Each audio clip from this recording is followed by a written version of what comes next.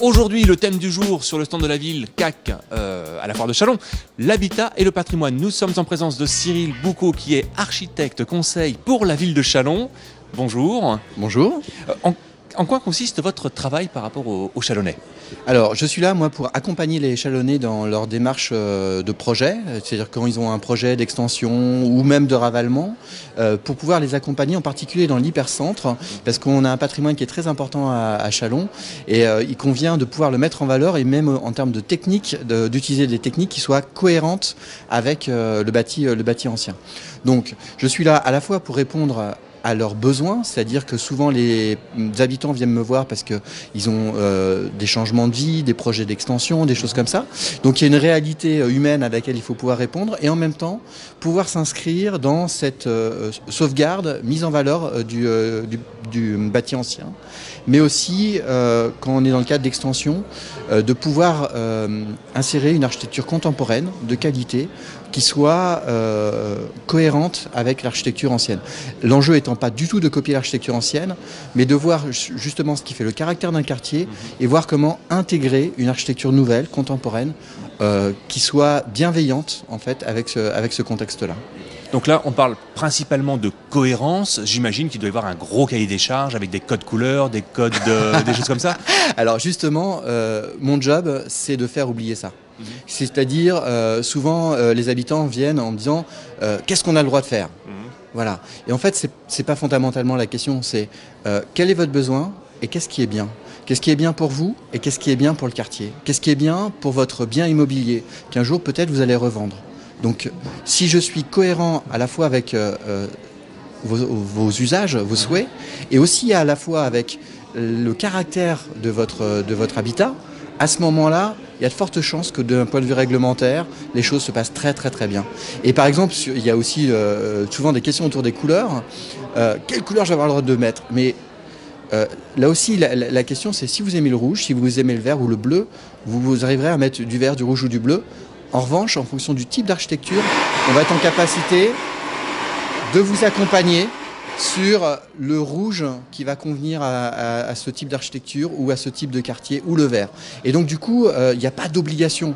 L'obligation, c'est plutôt de se poser, de réfléchir, d'ajuster les besoins, de regarder autour de soi et de se dire, voilà, qu'est-ce qui est bien, et pour moi et pour le lieu où je suis. Alors justement, les gens viennent vous voir avec beaucoup de questions. Ils viennent vous voir où et quand ?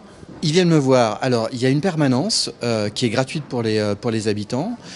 Une fois par mois, les vendredis, les Châlonnais prennent rendez-vous auprès du service urbanisme et moi, je les reçois.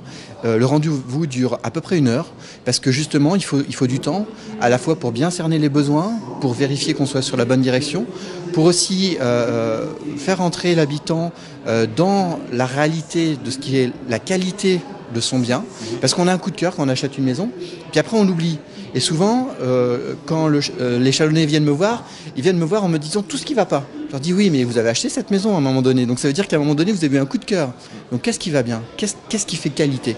Et donc, à la fois pour écouter vraiment les besoins, et puis pour rentrer dans ce qui fait qualité à la fois du bien et du quartier, il faut un peu de temps. Puis après, pour articuler les deux. Donc voilà, c'est 1 heure d'une rencontre aussi profondément humaine avec un pétitionnaire et voilà. Très bien. Et ben voilà. Merci beaucoup pour ces réponses et puis à bientôt. Merci. Au revoir.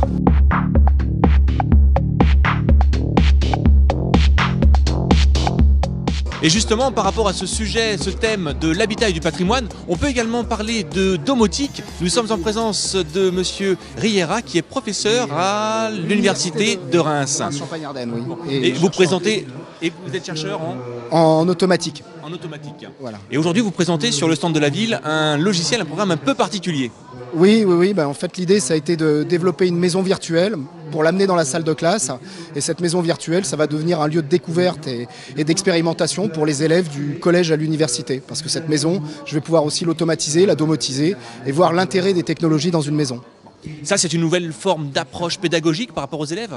Oui, on est dans ce que l'on appelle le jeu sérieux, où notre objectif c'est de proposer des ressources pédagogiques, numériques, innovantes, qui soient vraiment adaptées à ce que l'on appelle la génération Y. Et donc là, les technologies des jeux vidéo apportent beaucoup en termes de motivation, de conscience de la situation grâce au 3D et de motivation pour nos élèves. Alors j'ai cru comprendre que ce logiciel, on pouvait non seulement l'utiliser avec des lunettes 3D ou avec également un smartphone.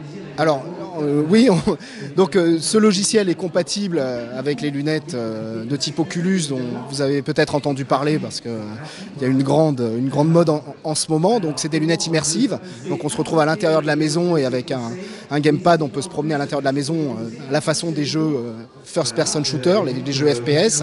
Et puis comme cette maison, je vais pouvoir l'automatiser comme j'automatiserai une maison réelle, je vais en effet pouvoir la piloter avec des logiciels de domotique conventionnels. Et donc on va pouvoir piloter cette maison avec son smartphone sans aucune difficulté. Comme quoi, Châlons, le territoire également, on va jusqu'au Reims, bien évidemment, bien tourné vers le numérique, vers le futur. Voilà. Absolument. Merci. Merci.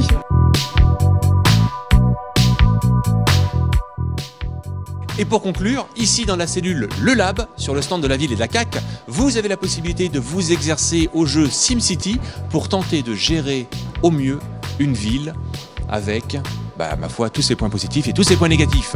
À bientôt!